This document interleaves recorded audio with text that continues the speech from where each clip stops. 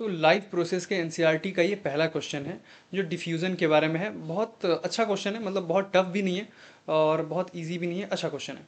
तो इसमें देखो क्या बोल रहा है कि why diffusion is insufficient to meet the oxygen requirement of multicellular organism. मतलब समझाते हैं, पहले समझो आप कि जैसे क्या होता है कि जितने भी एरोबिक ऑर्गेनिज्म होते हैं ना, सबको ऑक्सीजन चाहिए होता है रेस्पिरेशन करने के लिए।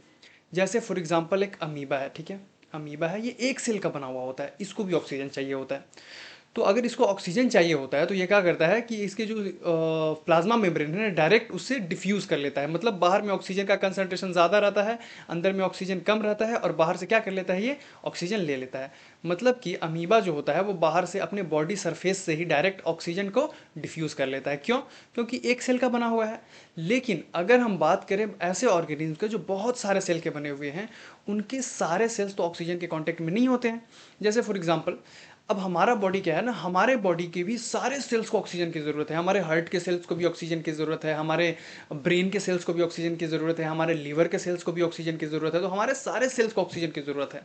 लेकिन हमारे सेल्स जो हैं वो पूरे के पूरे इन्वायरमेंट के कांटेक्ट में थोड़ी ना है। जैसे मान लो क्या है, यहाँ पे अमीबा है।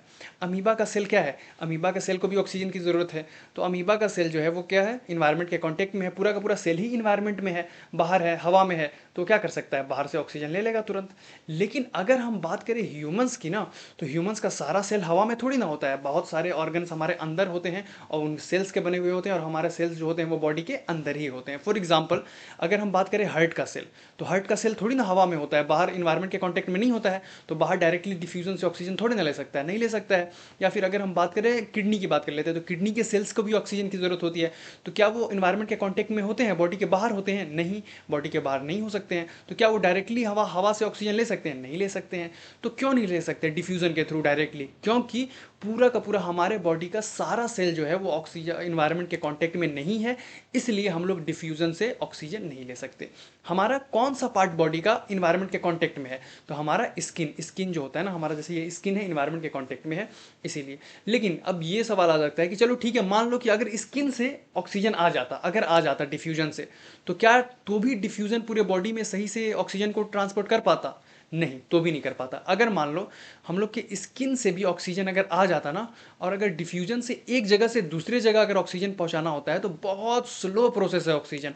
अगर यहाँ से यहाँ तक पहुंचाना हो ना तो लगभग लगभग सालों लग जाएंगे, 1 ईयर तो कम से कम लग जाएगा यहाँ से यहाँ तक सिर्फ ऑक्सीजन को पहुंचाने में। तो डिफ्यूजन बहुत स्लो प्रोसेस है। इसलिए दोनों कारण हैं जिसकी वजह से जो हमारा डिफ्यूजन है वो सफिशियंट नहीं है। पहला क्या कारण है कि पूरा का पूरा हमारे बॉडी में अंदर में जितने भी सारे सेल हैं वो सारे के सारे इन्वायरमेंट के कांटेक्ट में नहीं है, इसलिए क्या कर सकते हैं कि वो डायरेक्टली ऑक्सीजन डिफ्यूजन से नहीं ले सकते।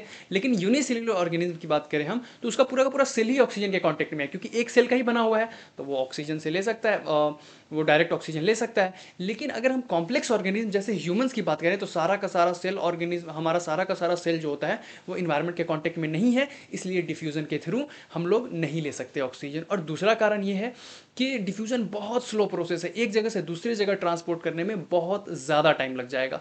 तो इसी को हमने आंसर के फॉर्म में अगर आपको लिखना है, बाकी समझ में तो आ गया होगा आपको, लेकिन अगर आंसर के फॉर्म में लिखना है तो कैसे लिखेंगे इसको? तो वही लिखा है कि ऑल सेल्स रिक्वायर ऑक्सीजन। तो हमारे सारे सेल्स को तो ऑक्सीजन रिक्वायर है, लेकिन all cells are not in the contact with the environment. पर हमारे सारे सेल इन्वायरमेंट के कॉन्टेक्ट में है नहीं, पर सारे सेल को ऑक्सीजन की ज़रूरत है। तो मल्टी सेलुलर ऑर्गेनिज्म जो ह्यूमंस हैं उनके अंदर सारे सेल्स को ज़रूरत है ऑक्सीजन का। तो इसीलिए क्या है कि इन्वायरमेंट के कॉन्टेक्ट में नहीं है, इसलिए हम लोग क्या कर सकते हैं, डिफ्यूजन के थ्रू रिस्पायरेशन नहीं कर सकते हैं, ऑक्सीजन ट्रांसपोर्ट नहीं कर सकते हैं पूरा का पूरा। और डिफ्यूजन जो है बहुत स्लो प्रोसेस है, very slow process, which will take lots of time to circulate oxygen. मैंने बताया ना कि सालों लग जाएंगे एक जगह से दूसरे जगह से जाने के लिए। तो बस वही है कि यही कारण है, दो कारण है कि डिफ्यूजन जो है वो इनसफिशियंट है ऑक्सीजन रिक्वायरमेंट को मीट करने के लिए। थैंक यू बच्चों।